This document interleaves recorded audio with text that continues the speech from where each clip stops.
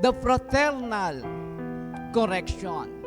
Sa ating pagdiriwang ngayon ng ika-23 linggo sa karaniwang panahon, tayo tinuturuan ng Diyos upang tapikin ang ating kapatid.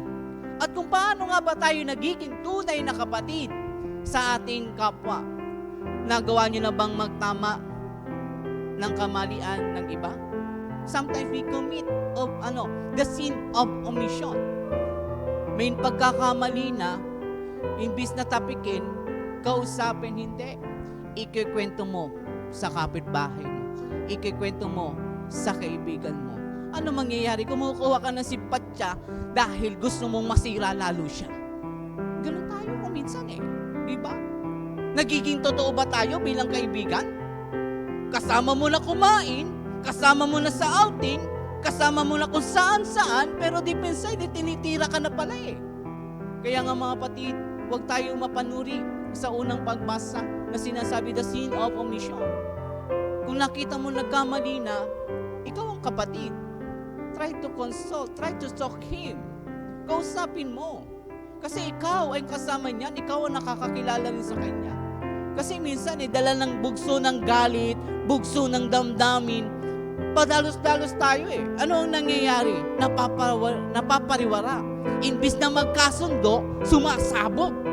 Kasi ang namutawi kagad ay ang galit. Yung sama ng loob, imbis na magkaisa, magmahalan muli, hindi bangayan ang nangyari. Kasi wala yung naunggit na sa kanya. Wala ang Diyos.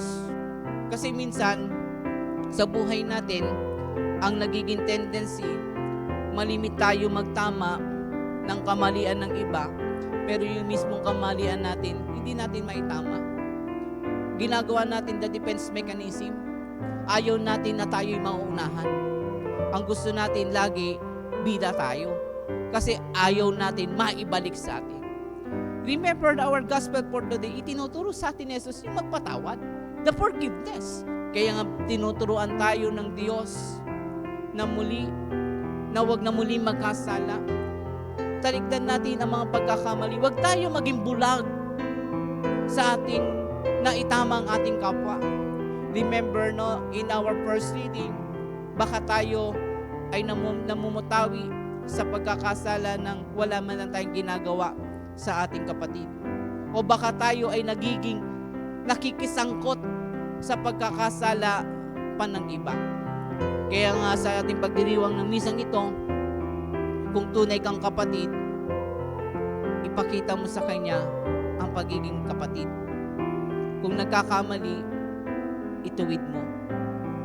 At kung wala nang paraan pa o kung hindi niya na kaya magbago, hindi mo na kasalanan yon. Ang mahalaga dito, ipinakita mo sa kanya ang concern mo bilang kapatid. Kaya nga minsan sabi niya, you cannot please everybody. Pero ang mahalaga, ginampanan mo ang tama upang makabalik siya sa tamang landas ng kanyang buhay.